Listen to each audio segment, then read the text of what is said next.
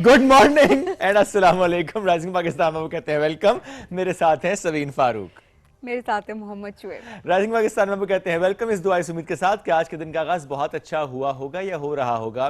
कुछ जगहों पर हो रही है बारिश, बल्कि तूफानी बारिश। अल्लाह पाकिस्तान पर रहम करे। इस दुआ इस उम्मीद के साथ हम इस बारिश की बात भी कर रहे हैं। एट द सेम टाइम अगर इस्लामाबाद की बात करें, यहाँ पर भी इस वक्त मौसम ऐसा है कि हो सकता है कि बारिश हो जाए बिकॉज वेदर टाइम में प्रेडिक्शन है। एक तो काले बादल हैं ओके, काले बादल और ओके काले बादल हैं और Okay. ऊपर से अगर देखा जाए तो मौसम भी थोड़ा इस तरह का, मतलब फील आ रही है कि बारिश हो फील आ रही है आपको? बारिश का इम्कान है आपको फील आती है ना? और वेदर भी जो वेदर प्रोडिक्शन है वो भी उसके यही है। मुताबिक भी आपको फील आती है तो बारिश हो जाती बट है। अल्लाह रहम करे। सबसे आमीन। बड़ी बात यह है कि क्योंकि बारिश से अब हमें डर लगता है क्योंकि हमने अपने लिए उसको जहमत बना दी, अल्लाह की रहमत को। तो अल्लाह इसको रहमत ही रखे हम सब के लिए। और बहुत सारी दुआएं तमाम लोगों के लिए, अपनी हिफाजत करें प्लीज़। मौसम अच्छा देखकर घरों से बाहर ना निकलें अगर आपको लग रहा है कि बारिश ज़्यादा तेज़ है, क्योंकि ऑलरेडी नदी नालों की बात की जाए तो उनमें तुग़यानी ऑलरेडी है।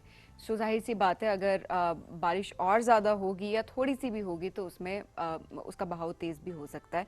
तो इससे बहुत ज़्यादा एहतियात हम सबको करने की बहुत ज़्यादा ज़रूरत है। और in fact not only in Islamabad, obviously पूरे मुल्क की अगर बात की जाए तो जगह जगह पर हम देख रहे होते हैं कि बारिशें हो रही हैं वक्फे वक्फे से। ऐसे में ख्याल रखना हम सबका फ़र्ज़ भी है। ऐसे में एहतियात बहुत ज़रूरी है और अगर आप ड्राइविंग करते हैं तो ज़्यादा एहतियात किया करें, ये बहुत ज़्यादा ज़रूरी होता है। ऐसे में हम ये बात भी करेंगे कि अब ज़रा जल्दी ना किया करें। अगर सुबह आप घर से निकलते हुए 5-10 मिनट लेट हो ही गए हैं तो कोशिश ये करें कि फिर भी आप आराम से ड्राइविंग करते हुए ऑफिस पहुँचें या जो आपकी मंजिल है वहाँ तक पहुँचें, क्योंकि अगर आप तेज़ रफ्तारी का मुजाहरा करेंगे तो खासा मसला हो सकता है आपको भी और आपके आसपास वालों को भी। ऐसे में इस्लामाबाद से मुतालिक हम एक बात और करते हैं कि इस्लामाबाद में एक और जो इन्फोर्समेंट है वो इस वक्त रॉन्ग लेन में जाने की इन्फोर्समेंट है।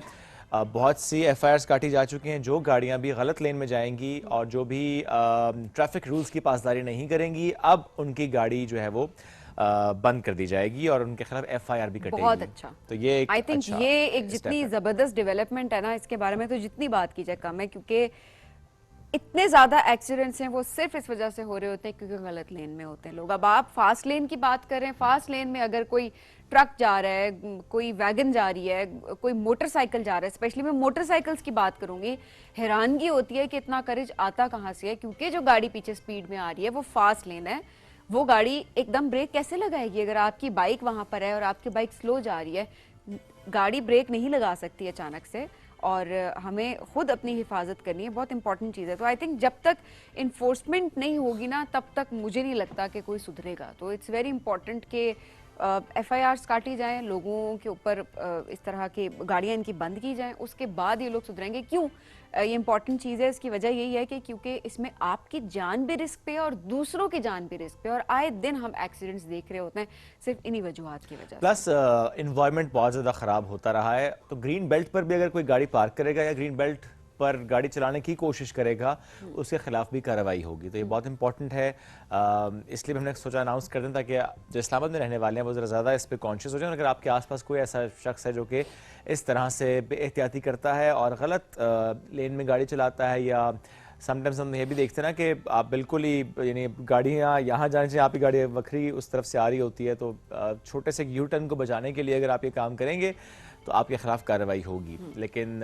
ये तो होगी हमारी बात। अब जो प्रोग्राम का आगाज हुआ था उसकी बात कर लेते हैं। तो सबीना, आज आपको क्या हुआ था? आप इतना क्यों हंसते हंसते आपने स्टार्ट किया programme? What happened to you? क्योंकि ये सबको पता है, मेरे ख्याल है ये एक एस्टैब्लिश फैक्ट है कि सबको इस बात का पता होना चाहिए कि ये लोग मुझे, ये जितने भी ये कैमरे के पीछे भी यहाँ पे है ना, ये मेरे साथ प्रैंक्स कर रहे होते हैं और ये ऑनर जाने से पहले मुझे हंसा भी देते हैं। कोई एक शोशा ऐसा छोड़ते हैं जिसकी वजह से इंसान के दिमाग में वो चीज़ बैठ जाती है और उसके बाद वो, आज मैं नहीं बता रही क्या हुआ। नहीं अब आपको बताना आज पड़ेगा। क्योंकि आप हंसे थे, अब ऑनर जाने से 1 मिनट पहले आप हंसेंगे तो जस्ट इमेजिन मेरे जैसी बंदी जिसकी हंसी नहीं कंट्रोल होती, उसने कैसे, मुझे नहीं पता कि आप क्यों हंसे थे। वो आपकी बात पे हंसा था। बट नहीं, आपने जानबूझ के हंसी वाली शक्ल बनाई थी और जिससे मुझे समझ मेरा फेस ही ऐसा ना, स्माइली फेस है ना, मैं उसको क्या करूं?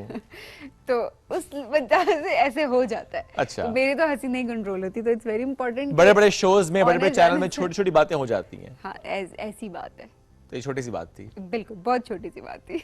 अभी तक हंस रही है समीन, बता नहीं रही आपको। ये हम फिर ऐसा करेंगे कि और टाइम पे बताएंगे कि समीन आज किस बात पे इतनी जो हंसी है ना वो आई है। नहीं, मैं सच बता रही हूँ, मतलब वैसे ही हंसी आ गई थी। क्या हुआ था ऑफिस एंटर होते हुए?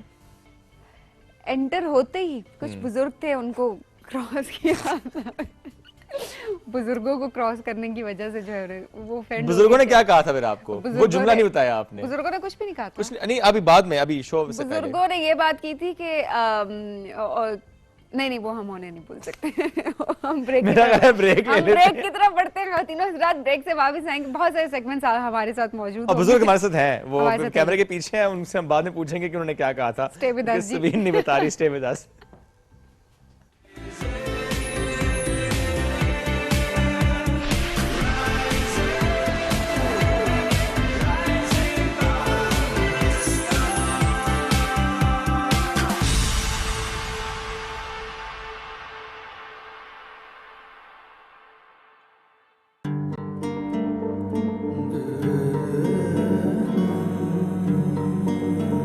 फरीद की शादी हो गई।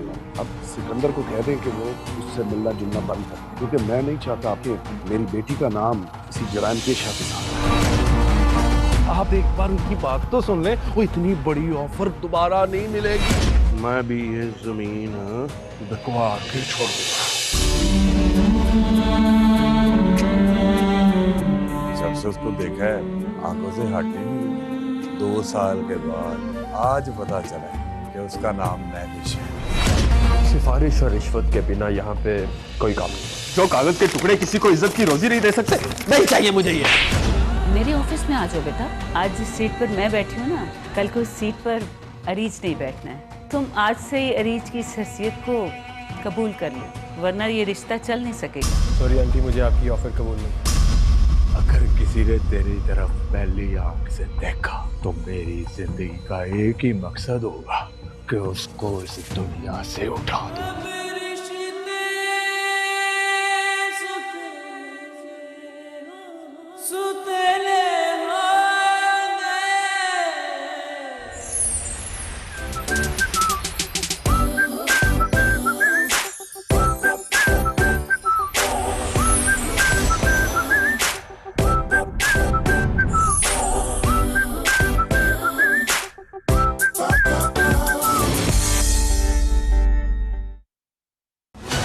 कहानी लिखने वालों ने किस खूबसूरती के साथ दूसरी मर्तबा हम दोनों भाइयों आमने सामने ला खड़ा किया। मेरे बेटे ने बड़े अरमानों से मुझे भेजा था यहाँ से, मैं उसे क्या जवाब दूंगा? जिस ख्वाहिश को आप लेके बैठे हो भाई साहब, मैं भी उसी ख्वाहिश को लेके बैठा हूँ। मुजफ्फर के लिए वो मेरा रिश्ता मांगने आई है, मेरा अकल नहीं है उनको। उन्होंने इनकार किया है, लेकिन कोई ना कोई तो बुराई होगी। जैसे उनका बेटा किसी रियासत का शहजादा होगा जिससे शादी के लिए मैं यूं मान जाऊंगी। तुम्हारी बेटी को खुद पर एतमाद नहीं, गुरूर है गुरूर। भूल जाओ हाशिम, भूल जाओ। नहीं छोड़ूंगा। अम्मी मैं आपको बता रही हूँ, मैं उस जफर लफंगे से शादी नहीं करूंगी। कल तक लोग आपको रजा साहब कहते थे, लेकिन अब से लोग आपको रजा मरहूम कहेंगे।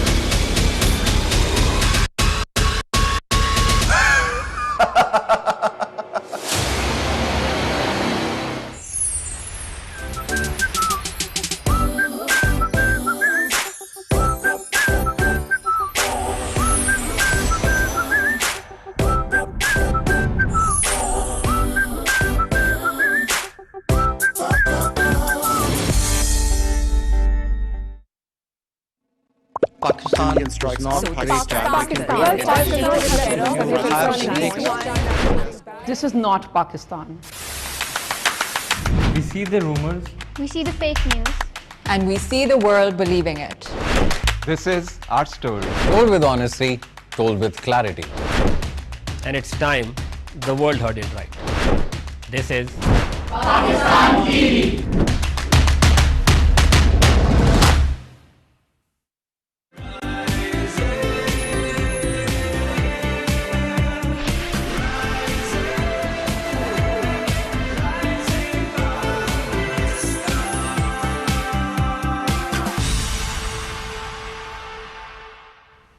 Welcome back to rising Pakistan में आपको कहेंगे खुश आमदीद। और आज हम बात करेंगे उन तमाम बच्चों के बारे में, उन तमाम लोगों के बारे में जो कहते हैं कि वक्त के साथ हमें सुनाई कम देना शुरू कर दे। एक तो वो सुनाई कम दे रहा होता है कि आप सुनना ही नहीं चाह रहे होते, एक है कि मेडिकल रीजंस होती हैं। तो आज उनको डिस्कस करने की कोशिश करेंगे। हमारे साथ ताज प्रोग्राम में मौजूद हैं स्पीच लैंग्वेज पैथोलॉजिस्ट हैं, at the same time audiologist भी हैं। पाकिस्तान का पहला ऑडियोलॉजी प्रोग्राम उन्होंने मुतारिफ करवाने में 2005 बहुत अहम किरदार इन्होंने अदा किया था। और बच्चों के लिए जो अर्ली इंटरवेंशन प्रोग्राम है वो भी ये चला रहे हैं। अब कौन से बच्चे हैं जो इस प्रोग्राम में ऐड हो सकते हैं, किस तरीके से हम अपनी कुव्वत समात को एज के साथ साथ बेहतर बना सकते हैं या उसको हम सस्टेन रख सकते या हैं? बच्चों की जो इंटरवेंशन है ये बड़ी इंपॉर्टेंट है कि आजकल पता ही नहीं होता ना समटाइम्स के 1-2 साल का बच्चा जब नहीं बोल रहा होता तो आपको सबसे पहले शायद यही चेक कराना पड़ता है कि क्या वो सुन भी रहा है या नहीं सुन रहा। बहुत सारे कंसर्न्स ज़ाहिर है पेरेंट्स के होते हैं और हम बाज़-औक़ात ये भी होता है इग्नोर वेट भी कर रहे होते हैं ना, कोई बात नहीं क्योंकि फलाने ने ये कहा है कि बच्चा तो इतनी उम्र तक नहीं भी बोलता है या सुनता, इट्स फाइन। बट ऐसे कौन से सिम्टम्स हैं जिनको नोटिस करना चाहिए फ़ौरन से और उसी लिहाज से उस पर एक्सपर्ट को जो है वो दिखाना चाहिए? तो आपकी मुलाकात करवाते हैं प्रोफेसर डॉक्टर मुनीर अहमद साहब से। अस्सलाम वालेकुम डॉक्टर साहब, कैसे हैं आप? डॉक्टर साहब बहुत शुक्रिया प्रोग्राम में हमें ज्वाइन करने के लिए। सबसे पहले तो इस प्रोग्राम के बारे में बताइएगा जो लॉन्च किया गया है और इस हवाले से कि किस तरीके से बच्चों की समात पे आप लोग काम कर रहे हैं। इनफैक्ट अभी इतनी ज़्यादा टेक्नोलॉजी इम्प्रूव कर गई है, जो डेफ बच्चा पैदा होता है अगर हम अर्ली एज में उस पर काम शुरू कर दिया जाए at the time of birth, तो at par of normal children वो डेवलप करता है और उनकी स्पॉन्टेनियस लैंग्वेज डेवलप होती है। अच्छा, स्पॉन्टेनियस को मैं ऐसे कहना चाहूँगा कि अगर कोई बच्चे को ले रहा है स्कूल से, फादर उसका, बेटा आपने ये पेंसिल बॉक्स इसमें रखा है? पापा मैंने तो वहाँ निकाला ही नहीं है, ये इसमें क्यों नहीं है? शायद मामा ने ना रखा हो, चलो मामा से पूछते हैं। इस तरह की लैंग्वेज डेफ में अगर डेवलप होगी तो फिर तो हम ठीक काम कर रहे हैं। अगर हम सामने बैठ के उसको लिप रीडिंग के ज़रिए, चेहरे के ज़रिए बता रहे हैं भाई ऐसा बोलो, ये करो, या चेहरा बना के उनकी ट्रेनिंग कर रहे हैं, तो वो अननेचुरल हो जाता है। तो जो टेक्नोलॉजी है इसका बेनिफिट हमें लेना चाहिए और अब ये टेक्नोलॉजी हर तरह की जो दुनिया में है वो पाकिस्तान में है। इट इज़ एक्सपेंसिव, लेकिन इसको सपोर्ट बहुत हो रहा है। बैतुल माल बहुत ज़्यादा ये प्रोग्राम चला रहे हैं, काकली इम्प्लांट हो रहे हैं, it cost more than 25 lakh rupees. और चीफ मिनिस्टर प्रोग्राम बहुत ज़्यादा चल रहा है, ख़ासतौर पर पंजाब का तो इम्प्लांट प्रोग्राम बहुत ही ज़्यादा है और हो रहे हैं, बहुत ही ज़्यादा ऑपरेशन हो रहे हैं, मुख्तलिफ हॉस्पिटल में हो रहे हैं। लेकिन प्रॉब्लम ये है कि हम at par of normal children क्यों डेवलप नहीं कर पा रहे जिसकी इस तरह की लैंग्वेज हो। तो उस पर मैं ज़रा आपसे ये प्रोग्राम जो अर्ली इंटरवेंशन है वो कैसे किया जाए, उसकी प्रीरेक्विजिट्स क्या हैं, वो हम अभी आपसे बल्कि हम जरूर चाहेंगे अर्ली इंटरवेंशन प्रोग्राम जो कि आप चला भी रहे हैं गालिबन 2012 से। जी। सो अर्ली इंटरवेंशन को आप किस तरह से एक्सप्लेन करते हैं? ये इसलिए हम सवाल रखना था कि हमारे देखने वालों को मालूम हो कि किस एज में सबसे पहले बच्चे को लेकर जाना चाहिए for this programme. In fact at birth develop countries में उसी दिन टेस्ट हो जाता है। ठीक है। ऑटोक्विस्टर का मिशन एक मशीन होती है या AABR होता है कि ये बच्चा सुनता है या नहीं सुनता है। और पाकिस्तान में अभी ये इनिशियल स्टेज में है, कुछ हॉस्पिटल शुरू कर रहे हैं लेकिन बहुत ज़्यादा इफेक्टिव नहीं है। तो हमें ये चाहिए कि पैदा होते ही बच्चे असेस हो जाएं और उसके लिए मुझे जो अभी सजेशन मुझे लगा कि बहुत जो बैतुल माल है बहुत से हॉस्पिटल एनरोल करता है, उसमें अपनी बहुत सी चीज़ें बताता है कि ये होना चाहिए, वो जानना चाहिए। उसमें अगर ये चीज़ शामिल कर दी जाए कि जो भी बच्चा यहाँ डिलीवर होता है उसको असेस हो जाना चाहिए। सही। तो फिर हम इस डिसेबिलिटी से ही बच जाते हैं। इनकी बिल्कुल ऐसे ही लैंग्वेज जैसे मैं आपसे बात कर रहा हूँ इस तरह डेवलप किया जा सकता है, लेकिन first 6 month are important. Okay doctor साहब, जिस तरह आप बता रहे हैं कि जैसी बर्थ होती है उसी टाइम पर टेस्ट हो जाए और हॉस्पिटल में हो रहे हैं। और अच्छा किस तरीके से होता है? क्योंकि अमूमन हमें अवेयरनेस नहीं है, हम कहते हैं इतना सा बच्चा वो सुनता भी नहीं है, उसे तो पता ही नहीं होता। एक ऑटोक्विस्टर मशीन है, ठीक है, जो 1978 के बाद दुनिया में आई, पहले ऐसा नहीं था। वो कान में रखते हैं, चंद सेकंड में रिस्पांस आ जाता है कि बच्चा सुन रहा है या नहीं सुन रहा है।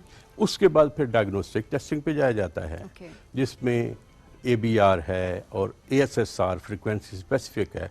वहाँ हम ये बता सकते कौन सा लफ्ज़ सुन रहा है कौन सा नहीं सुन रहा। तो उसकी लैंग्वेज किस तरह डेवलप होगी, किस तरह हो सकती है। तो फिर उसी में 3 माह में ये प्रोसेस कंप्लीट होना चाहिए और फिर हेयरिंग एड्स या काकली इम्प्लांट अगर ज़रूरत है तो काकली इम्प्लांट भी, अदरवाइज हेयरिंग एड तो लगना मस्ट है। भले किसी भी टेस्ट में नो रिस्पांस हो, क्योंकि हर टेस्ट की अपनी लिमिटेशंस होती हैं। अनटिल अनलेस कि काकलिया अब्सेंट हो, वो बड़ा रेयर होता है किसी का काकलिया अब्सेंट हो, तो हेयरिंग एड लगाकर उसे सिर्फ सुनना सिखाना है। यहाँ से चीज़ ख़राब होना शुरू हो जाती है। सुनना सिखाने का मतलब है हमारा ऑडिटरी एरिया स्टिमुलेट होना चाहिए इंस्टेड ऑफ विजन। अगर विजन से पहले हम स्टिमुलेट नहीं करते तो बच्चा विजुअल क्लू पे चला जाता है और नॉलेज हेयरिंग से जाता है। तो जब वो विजुअल क्रू पे चला जाए उसको वापस लाना मुश्किल होता है, इसलिए ये बहुत जल्दी शुरू होना चाहिए। और 6 मंथ के बाद ये ट्रेनिंग शुरू हो जानी चाहिए। ख्याल रहे कि कोई उसे बोलना ना सिखाए, कोई उनको मुंह दिखाकर अल्फाज की नकल करना ना सिखाए, सिर्फ उनको सुनना सिखाना, जैसे नेचर सिखाती है। हम लोग कैसे सीखते हैं? हमारे इर्द गिर्द बहुत से लोग बातें कर रहे होते हैं, फुल सेंटेंस में बात कर रहे होते हैं, हमारा ब्रेन उसे गैदर करता जाता है, सुनता जाता है, उसमें लैंग्वेज, रिच लैंग्वेज आती है।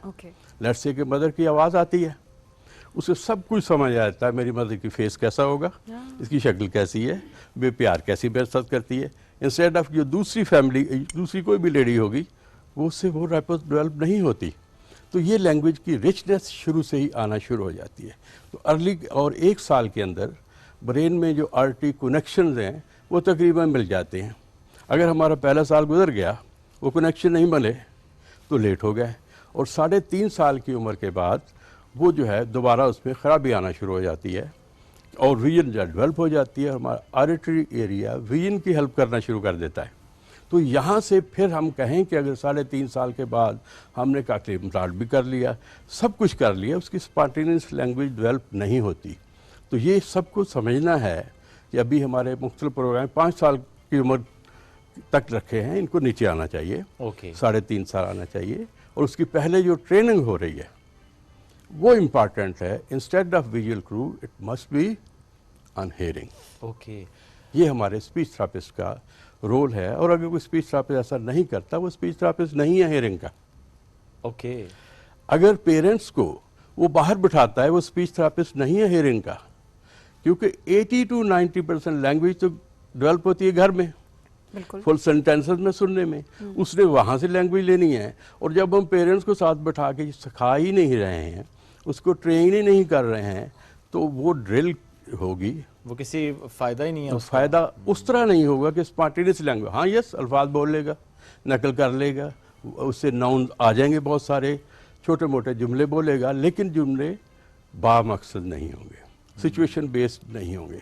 तो हमारी ट्रेनिंग का ये हिस्सा बहुत इम्पॉर्टेंट है। No visual clue, no lip reading. अच्छा, अगर डॉक्टर साहब पाकिस्तानी कॉन्टेक्स्ट में देखें, ज़ाहिर है यहाँ पे हर हॉस्पिटल में, यानी रूरल में भी, अर्बन में भी, हर जगह पर तो शायद ये मशीन्स, ये सेटअप अवेलेबल नहीं है अभी फ़िलहाल। सो वो समझते हुए बताएं कि फिर बच्चे की पैदाइश के फ़ौरन बाद टेस्ट तो खासा मुश्किल है पाकिस्तान की कॉन्टेक्स्ट में अभी। हाँ, कुछ जो ऑब्जेक्टिव टेस्ट है वो तो मुश्किल है, लेकिन सब्जेक्टिवली देखा जा सकता है। कि जब भी दरवाज़ा बंद होता है, वालदा जो है वो कोई बात करती है, कुछ लेट्स से कि कोई डॉग बार्किंग हो रही है, कुत्ते की आवाज़ आ रही है, उससे बच्चा जो है चौंक जाता है, या ऊंची आवाज़ कोई आ जाती है, बाहर को हारन बज जाता है, तो मदर को आम तौर पे अंदाज़ा हो जाता है। इशू क्या है, हमारे सराउंडिंग के लोग कहते हैं भाई फलां भी ऐसा ही था, वो बाद में ठीक था, तो वो उनको टेस्ट के लिए नहीं लेके जाते। जब वो टेस्ट के लिए नहीं जाते, चीज़ें यहाँ से बिगड़ना शुरू हो जाती हैं। ये बड़ा दुरुस्त आपने कहा कि अक्सर ये होता है कि कहते हैं कि कोई बात नहीं, कुछ बच्चे 1 साल में चलते हैं, कुछ बच्चे थोड़ा देर से चलते हैं, इसी तरह कुछ बच्चे 1.5-2 साल में बोलते हैं, कुछ तरह देर से बोलते हैं। और फिर एग्जांपल्स ये भी होती है ना कि फलाने का बच्चा, फैमिली में कंपैरिजंस भी शुरू कर देते हैं। बिल्कुल एक्सपर्ट्स के पास नहीं जाते, और फिर जब जाते हैं तब तक देर हो चुकी होती है। बहुत देर हो चुकी होती है, और वो देर कभी वापस नहीं आती। मैं बात कर रहा हूँ परफाउंड डेफ की, जो बहरे पैदा होते हैं। हाँ, जिनकी कुछ सुनाई होती है, कुछ डेवलप हो रही होती है, कुछ नहीं हो रही होती, लेकिन अगर उनकी जो कुछ मामूली सी सुनाई भी कमज़ोर हो तो उनको हेयरिंग एड्स लग जाने चाहिए। और फिर कॉक्लियर इम्प्लांट का फैसला हेयरिंग एड की परफॉर्मेंस के बाद होता है। हमारा ये होता है कि इस टेस्ट कराया, सुनाई नहीं, कॉक्लियर इम्प्लांट करो। भाई क्यों करा लो? ये तो वेंडर फिर आपको कन्विंस कर रहा है ना। स्टैंडर्ड प्रोसीजर क्या है, आप हेयरिंग एड लगाएंगे, उनकी सिर्फ सुनाई की तरबियत होगी, बोलना कोई नहीं सिखाएगा। उस सुनाई की तरबियत का बेस बनाकर ये क्या सुन लेता है और क्या नहीं सुन लेता, उसकी हर वर्ड्स को असेस करने के बाद फिर फैसला होता है कि इसका कॉक्लियर इम्प्लांट होना चाहिए, इसका नहीं होना चाहिए। ये रफली बहुत से लोग एप्लीकेशन देते हैं बैतुल माल में, उसमें उनका अप्रूव हो जाता है। 5-6 साल में वो चाहते हैं, उम्र गुजरी हुई होती है, पेरेंट्स इसके लिए ट्रेन नहीं होते। इसका तरीका ये होना चाहिए कि बच्चे इनरोल हो किसी जगह 2 से 3 माह के लिए, हेयरिंग एड लगा हो, ट्रेनिंग हो रही हो, बच्चे को अपने कान पे किसी चीज़ को रखना आ जाए। और आवाज़ ऐसी खूबसूरत चीज़ है कि बच्चा आला नहीं उतारता, लेकिन यहाँ कंप्लेन है कि बच्चा आला पहनता नहीं है, इसलिए कि आप उसको सुनना नहीं सिखाते, आप उसको बोलना सिखाते हैं। दूसरी बात ये कि कुदरत किसी को ऐसा नहीं पैदा कर दी, वेरी रेयर जिसकी सुनाई ना हो, कुछ ना कुछ फ्रिक्वेंसी होती है। सिर्फ हमें ये चीज़ समझना है कि हमने सुनने पे काम करना है, बोलने पे नहीं करना है। अच्छा, आपने कहा कि फ्रीक्वेंसी, थोड़ा बस एक्सप्लेन करें कि क्या क्या इश्यूज होते हैं बच्चों के साथ, जिस तरह कॉकलियर इम्प्लांट वाली बात आप कर रहे हैं, कुछ है कि कुछ लफ्ज़ सुनता है कुछ नहीं सुन रहा होगा, फ्रीक्वेंसी की बात आप करें, क्या क्या इश्यूज हो सकते हैं, ताकि हम ज़रा डायग्नोस करते हुए इस बात का ख्याल भी करें कि अच्छा ये भी इशू हो सकता है, ये भी हो सकता है और ये भी हो सकता है। अगर तो हम सिंपल हेयरिंग की बात करें तो उनकी हमारे अल्फाज डिफरेंट फ्रिक्वेंसीज पे हैं। मसलन जो वावल्स हैं हम लो फ्रिक्वेंसी पे ज़्यादातर सुनते हैं, ठीक है। जो कंसोनेंट हैं वो हम हाई फ्रिक्वेंसी पे सुनते हैं। कंसोनेंट अंडरस्टैंडिंग देते हैं, वावल स्ट्रेंथ ऑफ साउंड देते हैं। तो जहाँ हमें अंडरस्टैंडिंग में प्रॉब्लम, जैसे हमारे ओल्ड एज में हाई फ्रिक्वेंसी हेयरिंग लॉस हो जाता है, स्पेशली आर्म फोर्सेज वालों में, वो घर वाले कहते हैं जानबूझ के नहीं सुनता, मतलब की बात सुनता है, ऐसा कुछ नहीं है। उनके पास वो फ्रिक्वेंसी नहीं होती ठीक से जिस पे उसने सुनना है। अच्छा। हाँ, फिर कहते हैं जब इन्हें कोई खाने पीने का बताया जाए तो सुन लेते हैं। भाई इसलिए कि आउट ऑफ हम ब्रेन से सुनते हैं, कानों से नहीं सुनते, कान सिर्फ रास्ते हैं। हम हेयरिंग एड और कॉकलियर इम्प्लांट से रास्ता दुरुस्त कर रहे हैं। ब्रेन के लिए ट्रेनिंग चाहिए, विदाउट ट्रेनिंग हम लैंग्वेज नहीं सीख सकते। तो जितना रोल हेयरिंग एड और कॉकलियर इम्प्लांट का है, इससे ज़्यादा रोल उनको सुनना सिखाना है और स्पेशली पेरेंट्स को साथ बैठाकर ट्रेन करना है। हमारा काम एज ए स्पीच थेरापिस्ट ये है, बल्कि इसे ऑडिटरी वर्बल थेरापिस्ट कहते हैं, ये है कि आपने क्या करना है बच्चे के साथ, लाइफस्टाइल आपका क्या होगा। आपने एक एक अल्फाज नहीं सिखाना है। आपने ये नहीं बोलना बेटा बोलो मामा पापा, नहीं, तो ये तो हम आधी आवाम यही करती है बच्चों के साथ, यही बोलो मामा। यहाँ से स्टार्ट हो जाता है। आपने ये करना है, मामा कहाँ गई है, ये शूज़ किसके, बाबा के हैं, ये बाबा को दे के आओ। हो ये तो आपने गलत जगह रख दिए हैं। इससे लैंग्वेज डेवलप होती है, क्योंकि हम सब लोग जुमलों से सीखते हैं, वर्ड से। हमारा मसला ये है कि हम वर्ड सिखाते हैं। यस। ब्रेन में पुश नहीं किया जा सकता। ब्रेन से वो खुद से पुल करना सीखे। पुल कैसे सीखेगा, जब उसके ब्रेन में सॉफ्टवेयर डेवलप होगा लैंग्वेज का। अगर हम लेट्स से कि 5 साल का बच्चा,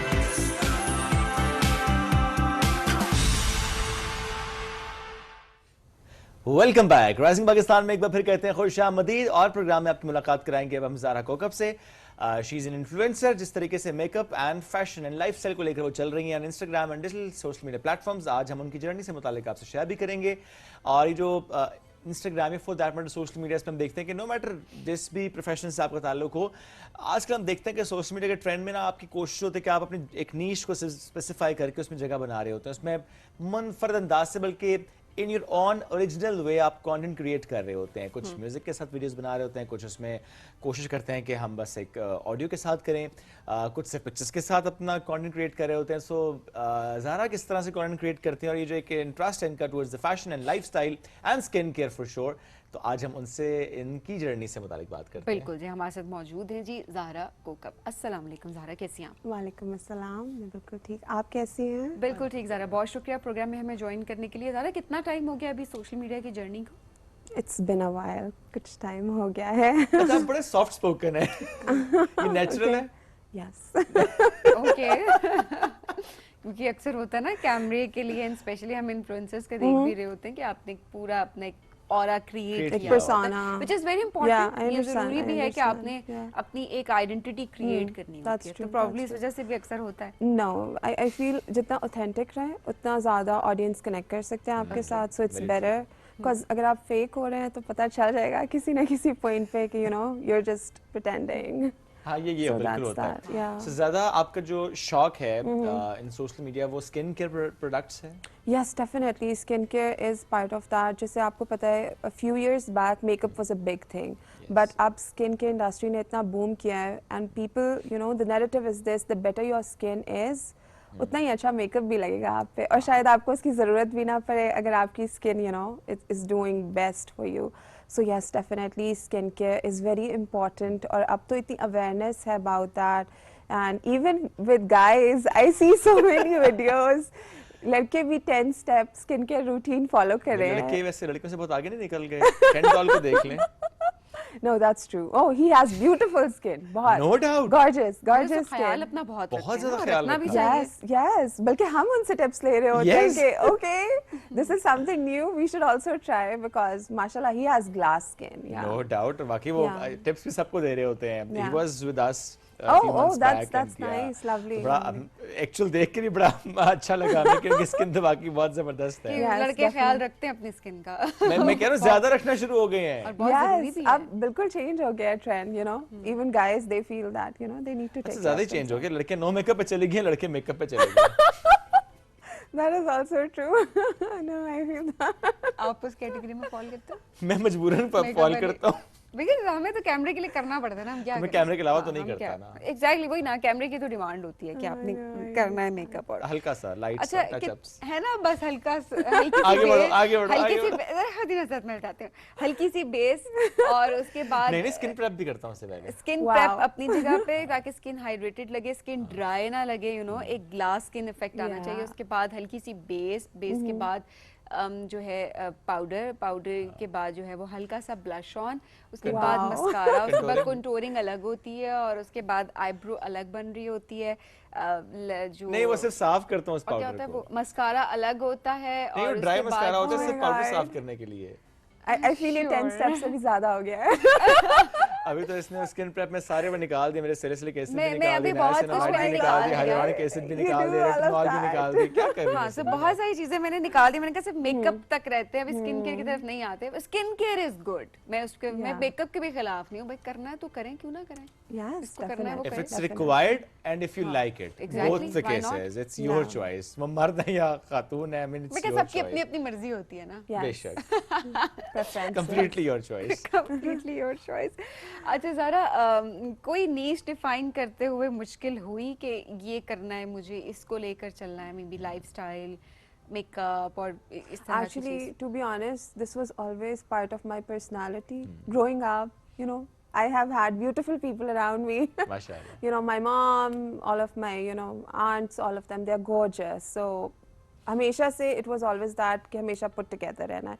So that was something that I picked when I was very young, and I loved doing that. यही देखते हुए आप बड़ी हुई हैं. Yes, and then I picked marketing as my field, and you know, the prettier you are, the better you can sell stuff, no matter what it is. So yes, and then this is the demand of the society, and you know, the way you carry yourself is so important, and I feel कि आप अपने आप को जितना बेहतर carry करते हैं, the more opportunities आप unlock करते हैं. अच्छा, और आपको क्या लगता है कि ज़्यादा opportunities उन लड़कियों को सोशल मीडिया पे मिलती है जो कि ज़्यादा गुड लुकिंग होती हैं और बाकियों को कम मिल रही होती है? I don't think it's any more about good looking. It's about how you carry yourself. Okay. To be honest, एक narrative होता था about different things कि एक certain type होगी तो you know then she is pretty.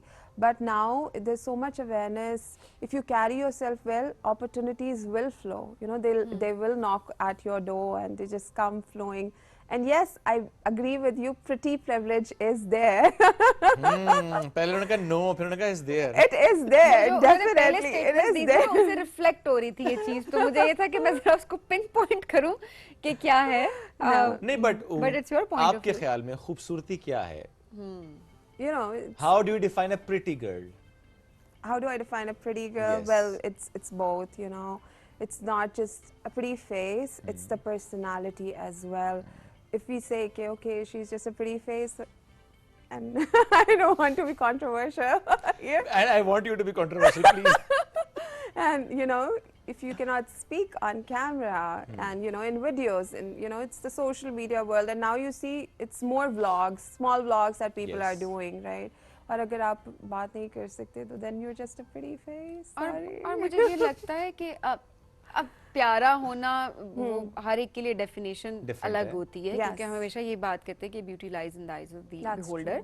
So obviously अब वो standard ख़त्म होते जा रहे हैं कि ये गोरी है तो ये प्यारी है, ये फलानी है तो ये इसकी आंखें ऐसी है वैसी, बट अब हम यही देख रहे होते हैं कि कोई अपनी कैसी पर्सनालिटी को कैरी करता है और हर एक के लिए ब्यूटी की डेफिनेशन बहुत डिफरेंट होगी, और ये बड़ी अच्छी चीज़ है कि जो आई है सामने, बिकॉज हमने एक स्टैंडर्ड डिफाइन किए हुए थे खूबसूरती के, वो अब हम खत्म होते देख रहे हैं। इसमें ये भी देखते हैं ना सबीन के एक चीज़ ये भी आ जाती है कि अच्छा जी इसके पास तो पैसे हैं ना, तो प्यारी लगेगी या प्यारा लगेगा क्योंकि उसने आपको कैरी ऐसे किया है, वो वाले प्यारा की डेफिनेशन अलग है, वो ठीक है, वो ठीक भी बात है। नहीं, मैं आपको सीरियसली ये बात बता रही हूँ, देखें आपकी स्किन अगर एक ग्लास स्किन इफेक्ट दे, जो हमारा एनवायरनमेंट है आजकल का, जिस तरह की खुराक हम खाते हैं, ये बहुत सारे फैक्टर्स हैं जो स्ट्रेस हमारे ऊपर होता है ऑब्वियसली एक, और नेचुरली जो स्किन है वो आपकी क्रैक भी होगी, उस पर पिगमेंटेशन भी होगी, रिंकल्स भी आएंगे वक्त के साथ साथ 40 की उम्र में। एग्जैक्टली, रिंकल्स भी होते हैं, आपकी एक्नी भी होती है,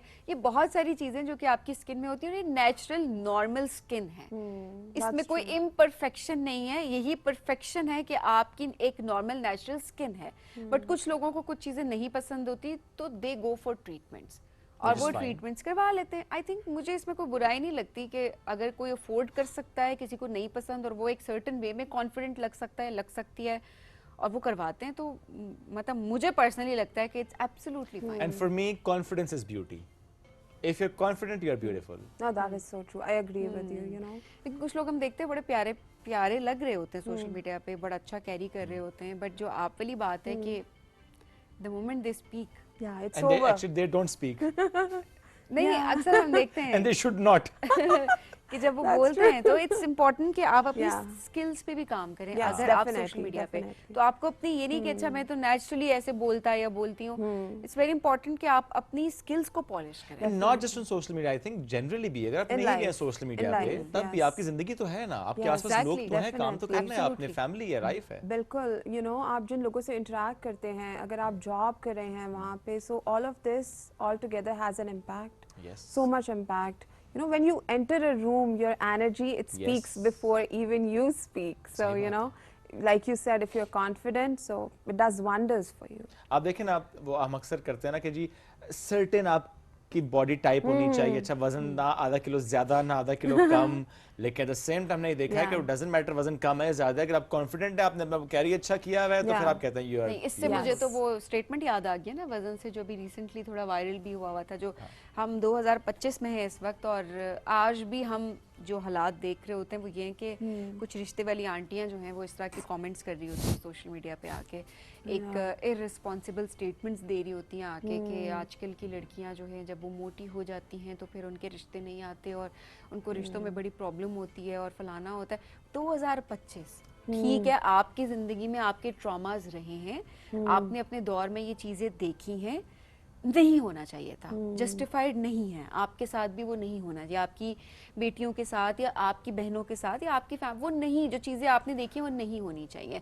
बट इट डजंट मीन कि आप अपने उसी बॉक्स में रहें और आपने ग्रो नहीं करना और आप वही चीज़ें जो हैं वो आगे आकर उसी एक जनरेशनल ट्रॉमा को आप लेकर चल रहे हैं और आप वो एक वायरस है जो आप फैला रहे हैं। लेकिन सबीन इसमें एक और पॉइंट मैं जरूर ऐड करता हूँ, हम चले मैं थोड़ा सा हमको एक रूम देता हूँ, वो ये कि शायद वो ये कहना चाहती होंगी, मैं इस सोच की बात कर रहा हूँ कि ऐसा हो रहा है, प्रॉबेबली वो ये कहना चाह रही होंगी कि अभी भी ये होता है हमारी सोसाइटी में। आपने बिल्कुल अच्छा कहा, 2025 है, स्टिल हम अगर ये चीज फेस करें it's wrong, but my point is कि अगर ये स्टिल हो रहा है ना और कोई इसको पॉइंट आउट कर रहा है या बता रहा है कि अच्छा ये स्टिल हो रहा है, तो हमें आई थिंक वो सिर्फ शायद एक सोसाइटी का एक जो रुख है ना वो दिखाने की कोशिश कर रहे हैं। देखिए ये तो एक फैक्ट है कि ठीक है आप फैक्ट कोट कर रहे हैं, एक ये कि आप सजेशन वो गलत है, वो गलत। आप ये कह रहे हैं कि उन लड़कियों से मैं ये कहूंगी कि वो लड़कियां पतली हो जाएं, वो मोटी ना हो। किसी के माइंडसेट को पॉइंट आउट करें। आप the way you communicate things on social media, वो चीजें बहुत मैटर करती हैं। सो आपकी टोन, आपके कहने का तरीका, आपके चॉइस ऑफ वर्ड्स, सेंटेंसेस, ये सारी चीजें बहुत मैटर करती हैं। आप सजेशंस ना दे रहे हो कि हाँ ये चीज जस्टिफाइड है, आप पिन पॉइंट करें उन चीजों को कि ऐसा हो रहा है और वो नहीं होना चाहिए, और ये चीज भी मेंशन करना बहुत इंपॉर्टेंट है कि ये नहीं होना चाहिए। ये नहीं कि आपने एक स्टेटमेंट कोट कर दिया, वो कहीं ना कहीं किसी के जहन में बैठेगी। No, that's true. आपका अगर इन्फ्लुएंस agree. है, आपके अंदर इन्फ्लुएंस की कैपेबिलिटी है, चाहे वो जिस मर्जी हद तक है, इट्स इम्पोर्टेंट कि आप गलत चीज को निगेट करें। अच्छा, ये तो बल्कि सोशल मीडिया यूज करते हुए कितना ख्याल करना पड़ता है आपको किसी Yes, बात yes. करते हुए कि बैश हो सकते हैं। बिल्कुल, you know, it's so sensitive. You need to be very sensitive when you're there. क्योंकि कोई भी चीज़ किसी के ट्रॉमास को ट्रिगर कर सकती है। You can hurt someone. And ये जो ट्रोलिंग होती है, इससे कितना इम्पैक्ट पड़ रहा है किसी पे, you have no idea what that person is going through in life, और आपका एक सेंटेंस उसका पूरा दिन खराब कर सकता है।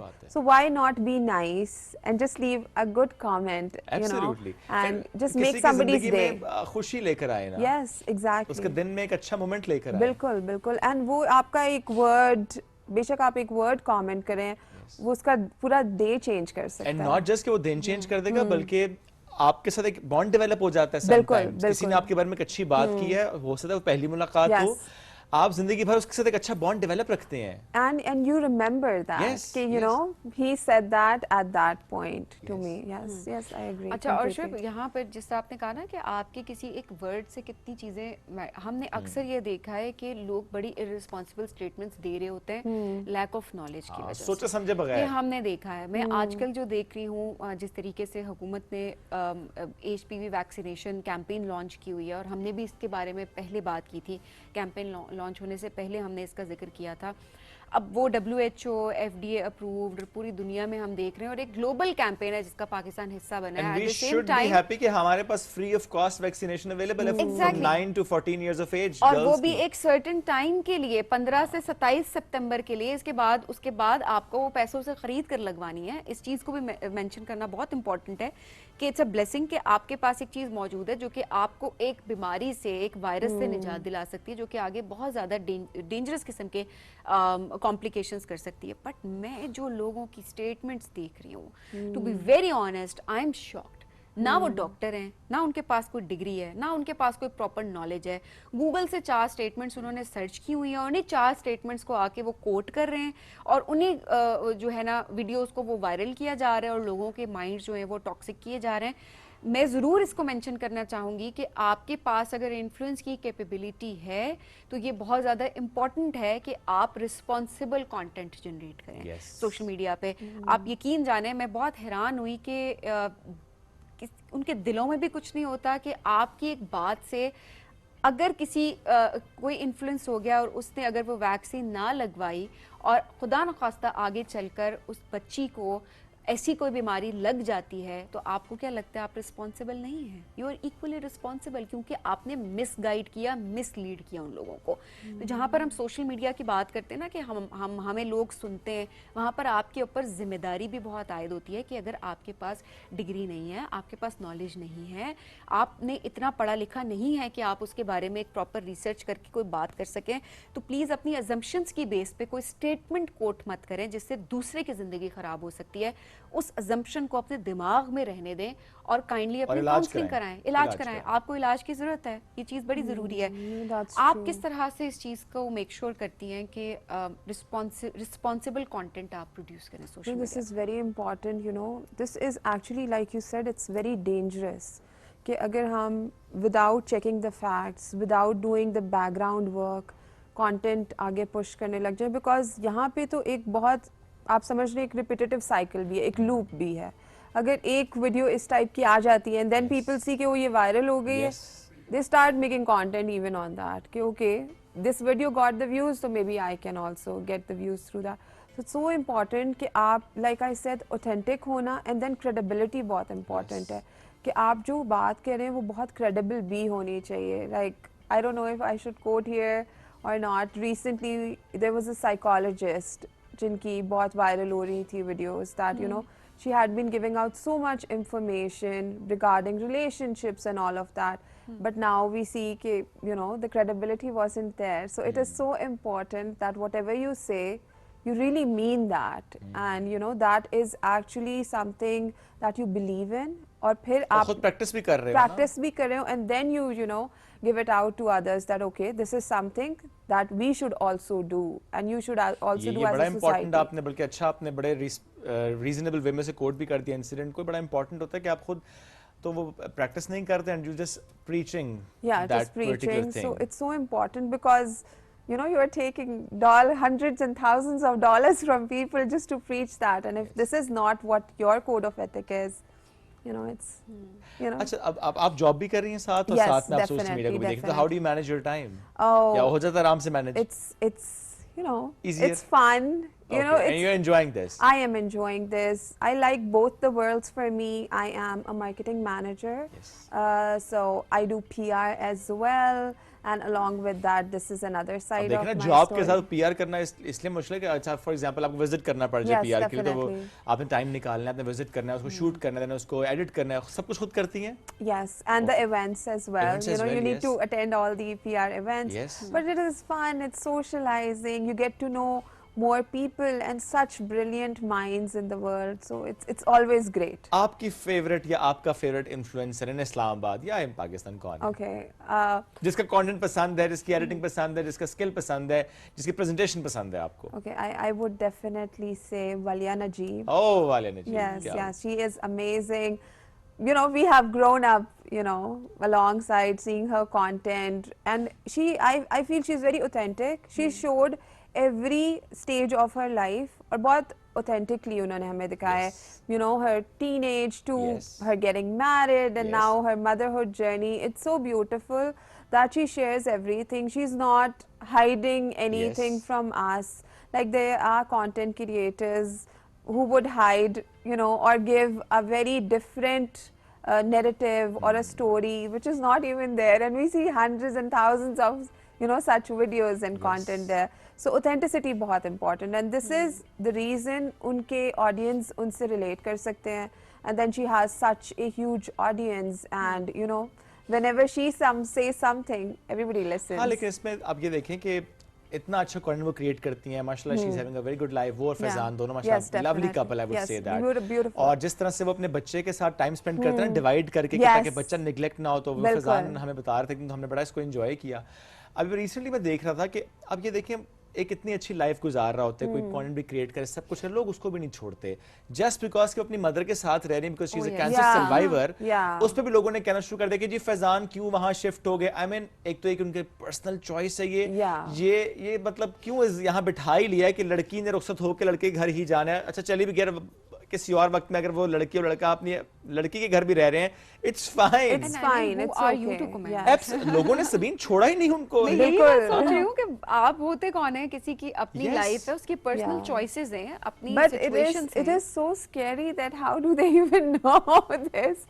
Like आप इतने involved हैं उनकी लाइफ में कि maybe you picked it from you know some place or something like that. You need to understand she's there for her mother. उनकी बहनें बाहर होती हैं, and if she's there, this is great. It's you know सिर्फ ये नहीं होता कि आपकी जॉब यही है that you're just looking at your husband's family. She's your mother at the end. Absolutely, आप कैसे छोड़ सकते हैं? प्लस ज़रा ये भी तो होता है ना, वैसे तो चलें आपके घर अगर बेटा बेटी दोनों भी हैं, तब भी मैं कहता हूँ कि अगर जिसके पास भी उस वक्त बेहतर एक कंडीशन है जिस पे आप कर सकते हैं, कहीं पर तो हम ये भी देखते हैं ना जहाँ पे बेटे नहीं होते ना बेटी ही होते हैं, जरा उन्होंने टेक केयर करनी है, पेरेंट्स की किसने करनी है, और they would be doing that actually.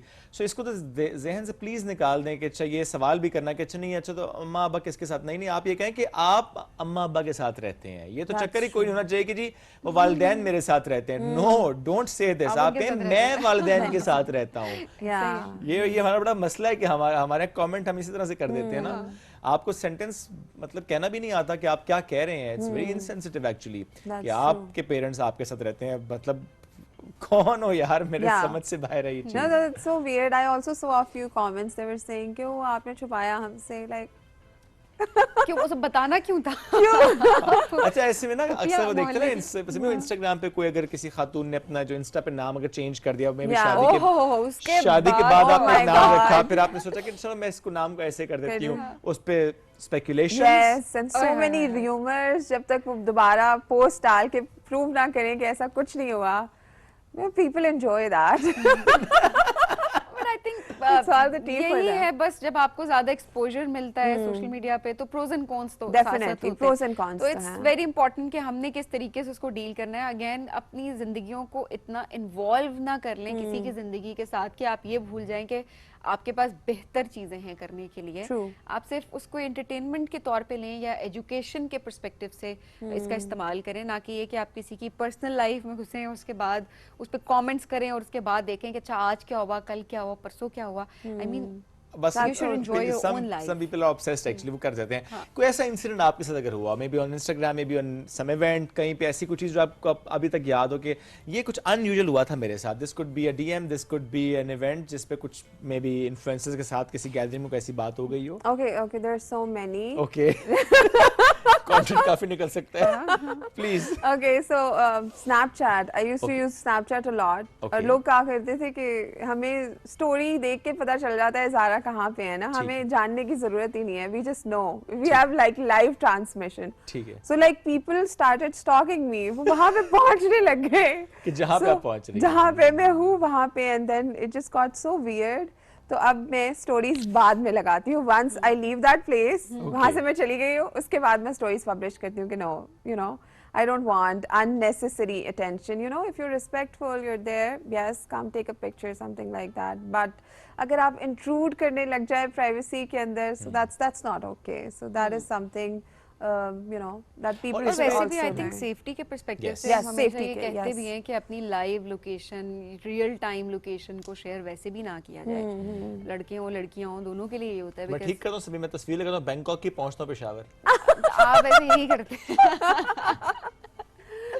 नहीं आप वैसे मैंने इस वीकेंड में यही किया ऑपोजिट कर ले तो वो ज्यादा बेहतर होता है वैसे. नहीं इस बार तो वीकेंड में यही किया था मैंने. इस बार उन्होंने यही किया था, वरना काफी मर्तबा Was जो है it वो opposite AI भी होता है. या आपने? नहीं मतलब एक्चुअली मैंने आप बैंकॉक गए की हैं? पुरानी पिक्चर लगाई और Okay. मैं खुद पेशावर में था. Oh, wow. बैंकॉक इस पिक्चर में लगाया, पेशावर का म्यूजिक ही था.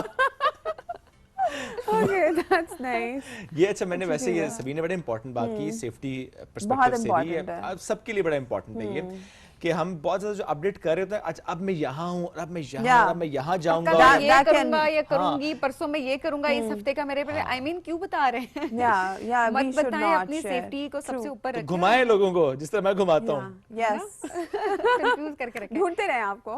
कहाँ है? ज़रा बहुत शुक्रिया प्रोग्राम में ज्वाइन करने Thank के you लिए. so much for having wish you me. Good luck. जो भी Thank आपके you. फ्यूचर गोल्स हैं आप उनको बहुत जल्दी अचीव करें. Thank you. Inshallah. Thank Thank you you so once much. again. एक ब्रेक के जाने, स्टे विद अस.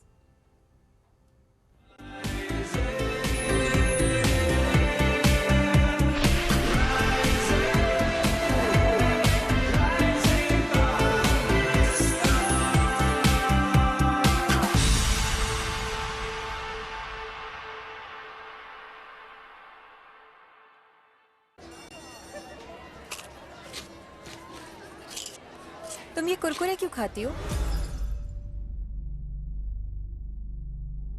अब मैं इसको कैसे बताऊं कि कुरकुरे का कौन से बना क्रंची यम्मी कड़ाका मेरे मेडुला ऑब्लोंगाटा को कराता है सैर सपाटा.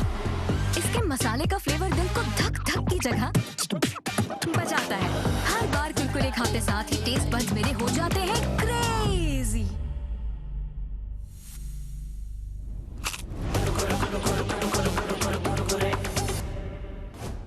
एਵੇਂ ही तो नहीं ना फिर. मसालेदार तड़के, कड़क क्रंच करके सब हो गई क्रेजी फॉर कुरकुरे. जिंदगी के लम्हात अच्छी यादों में ढल जाएं तो इससे बेहतर और क्या बात होगी. हम आपकी यादों में खुशियां शामिल करते हैं हर वीकेंड पर अपने शो वीकेंड एट होम में.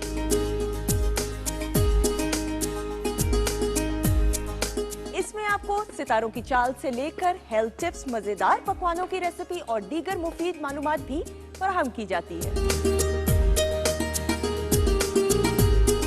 और आपकी मुलाकात कराई जाती है नामवर स्टार से.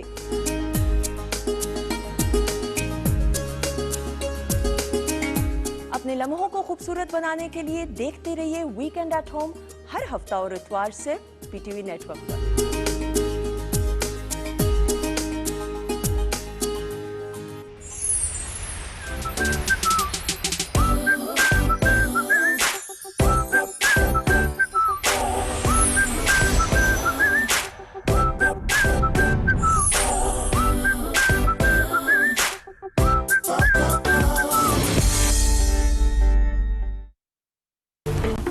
पाकिस्तानी खाने ज़ुबान पे लगे तो छूटते नहीं हैं, और अगर कपड़ों पे लगे तो वो कोरमे को आउट ऑफ साइट कर देगा। कढ़ाई से भी फाइट कर लेगा। कौन? ब्राइट, क्योंकि नए ब्राइट का बेस्ट एवर फॉर्मूला गहराई से दाग निकाले। आपके रेस्टोरेंट का मेन्यू आपकी यूनिफॉर्म में भी नजर आता है। इसीलिए तो ये काम ब्राइट और आपको दिया जाता है।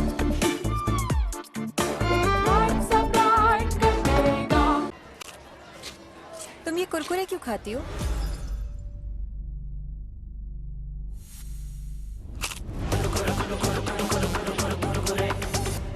ऐਵੇਂ ही तो नहीं ना फिर?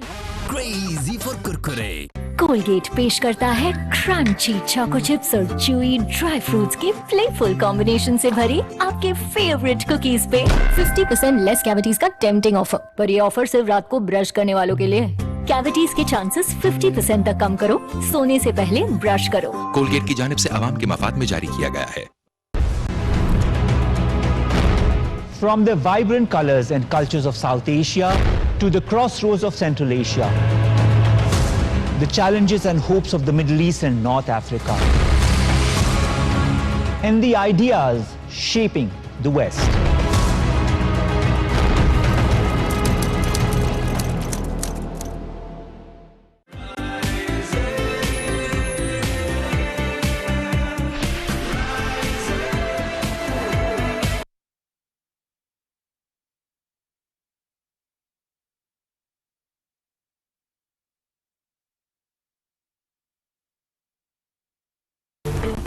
पाकिस्तानी खाने ज़ुबान पे लगे तो छूटते नहीं हैं, और अगर कपड़ों पे लगे तो वो कोरमे को आउट ऑफ साइट कर देगा। कढ़ाई से भी फाइट कर लेगा। जिंदगी के लम्हात अच्छी यादों में ढल जाएं तो इससे बेहतर और क्या बात होगी। हम आपकी यादों में खुशियां शामिल करते हैं हर वीकेंड पर अपने शो वीकेंड एट होम में।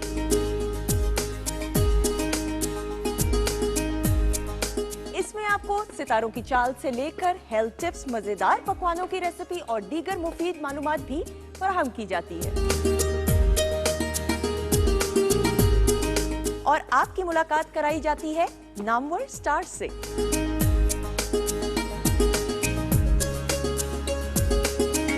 अपने लम्हों को खूबसूरत बनाने के लिए देखते रहिए वीकेंड एट होम हर हफ्ता और इतवार से पीटीवी नेटवर्क पर।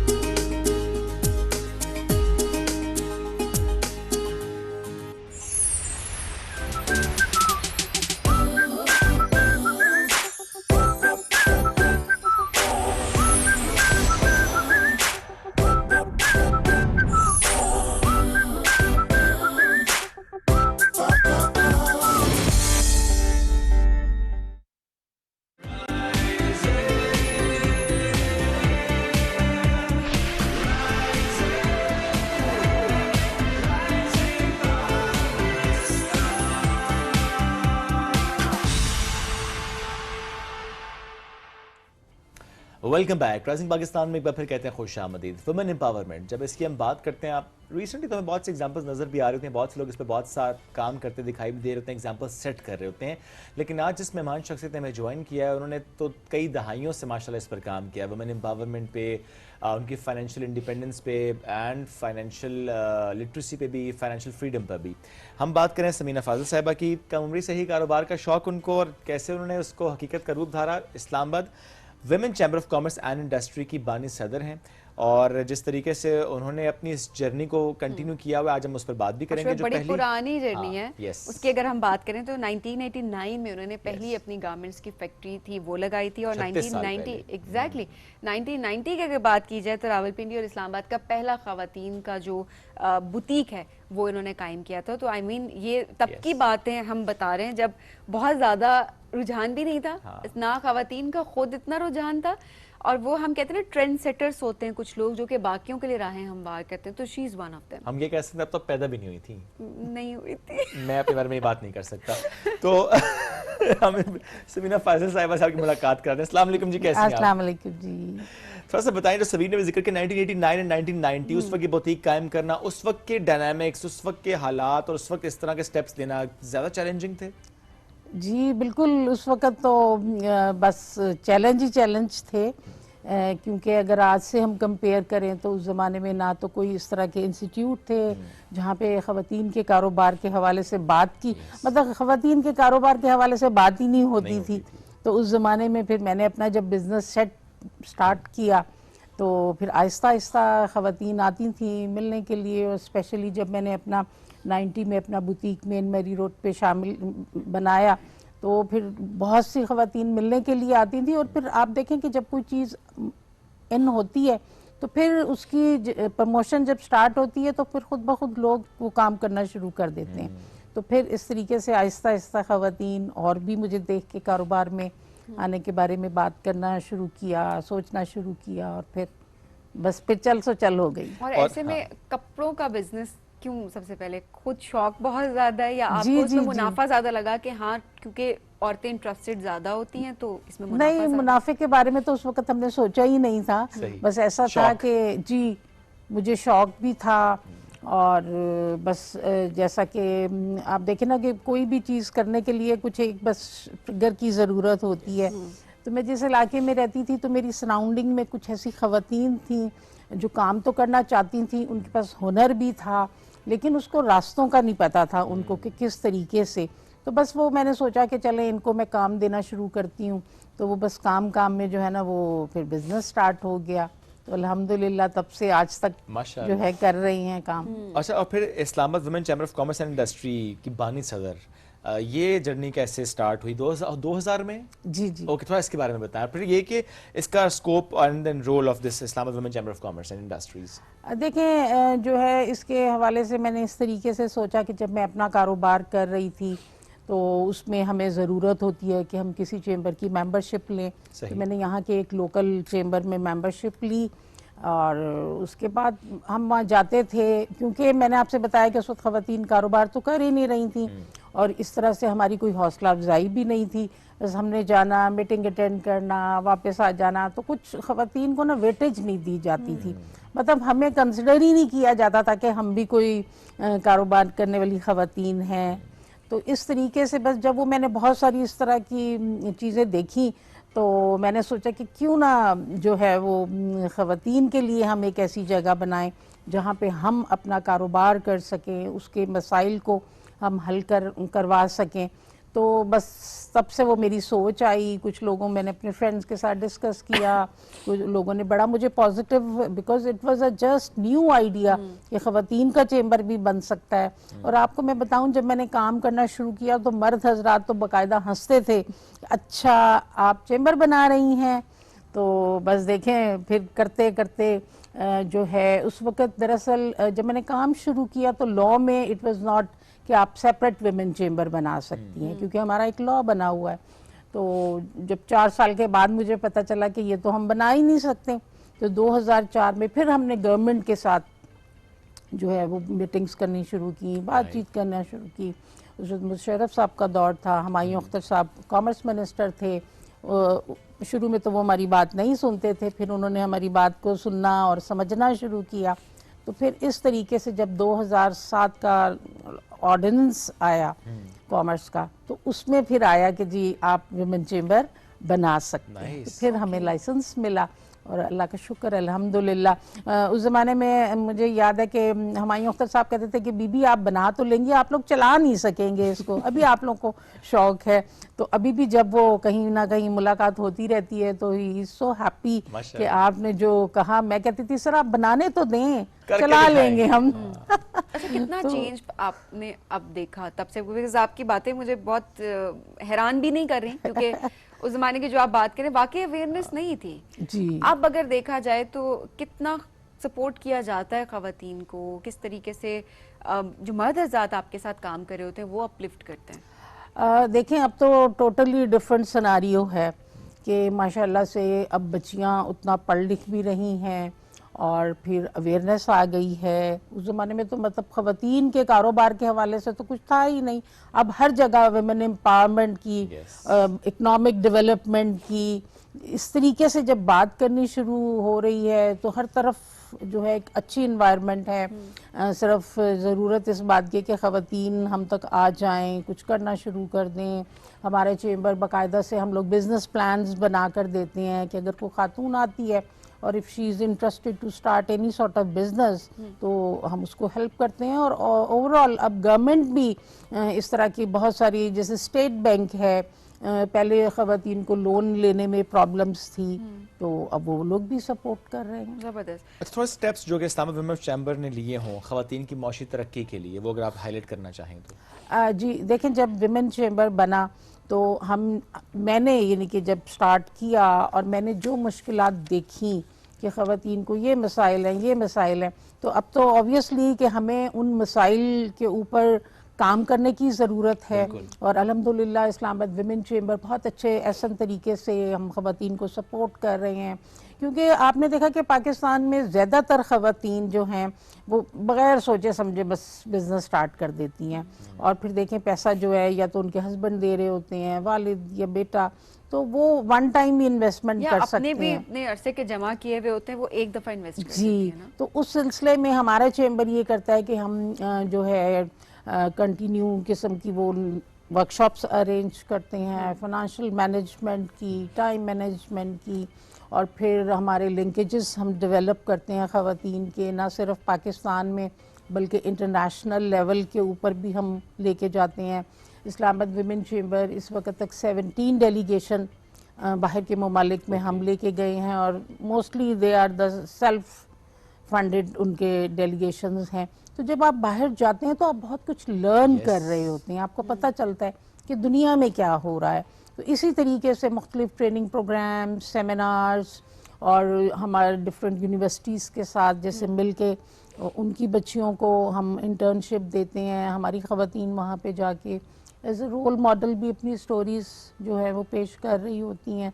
तो ये तमाम काम जो है विमेन चैम्बर कर रहा होता है। और इसके साथ देखें, कारोबार करना तो बहुत आसान है, लेकिन बेसिक चीज़ जो है ना उसके फाइनेंसेस हैं।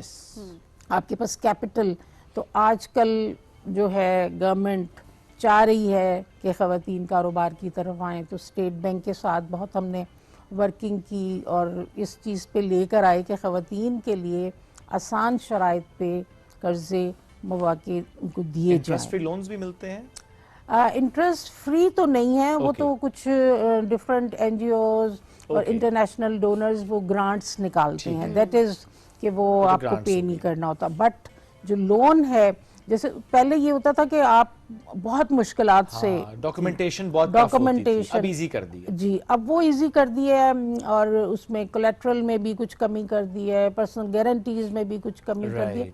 तो मतलब ये कि आप इजीली लोन ले सकते हैं। लेकिन उसके लिए बड़ा इंपॉर्टेंट है कि जैसे आपने खुद भी कहा ना, वो इंटर्नशिप प्रोग्राम भी हो सकता है, वो अदरवाइज मेंटरशिप प्रोग्राम भी हो सकता है, वो गाइडेंस भी हो सकती है, वो नए आने वाली ख़वातीन के लिए भी कि अच्छा एक आइडिया अगर आपके पास है, ये कैपिटल भी आपके पास है, you have that time and skill and everything, but एक गाइडेंस चाहिए कि अच्छा आपकी मार्केट नीड क्या है। एक खातून को शायद किसी को भी जो नया स्टार्ट करता है, हमने इसको ज्यादा लेबल कर दिया, वैसे खवातीन के साथ मर्दों को भी नहीं पता होता समटाइम स्टार्ट करते हुए क्या करना है, जाया वो भी पैसा बहुत ज्यादा करते हैं। सो किसी के लिए भी नया स्टार्टअप इनिशिएट करते हुए ये ख्याल करना कि अच्छा मुझे आइडिया तो है मेरा, लेकिन उसे मुझे जरा बेहतर तौर पर करना है, तो वो आप लोग उसे गाइड कर रहे हैं। जी बिल्कुल, हमारे पास आती हैं ऐसी खवातीन जिनको हम प्रॉपर गाइडलाइन देते हैं, उनकी मेंटोरशिप करते हैं, उनके बिजनेस प्लान्स बना।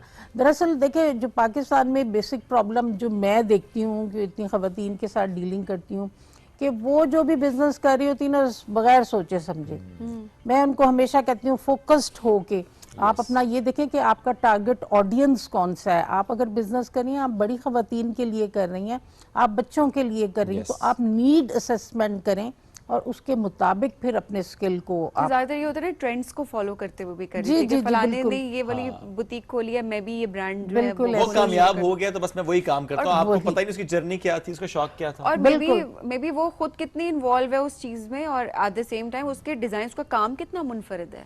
जी, इसी वजह से देखिए खवातीन में कुछ जो है यही है कि टेक्सटाइल में जो खवातीन आई हैं, अब आप देखें कि इतने ज़्यादा इस वक्त मार्केट में ब्रांड्स हैं कि वो भी इतने ही सस्ता दे रहे हैं जितना खवातीन। तो मैं हमेशा ये कहती हूँ कि आप अपनी कोई क्रिएटिविटी आपके बिजनेस में कोई इनोवेशन होनी चाहिए कि आप लोगों को अट्रैक्ट कर सकें।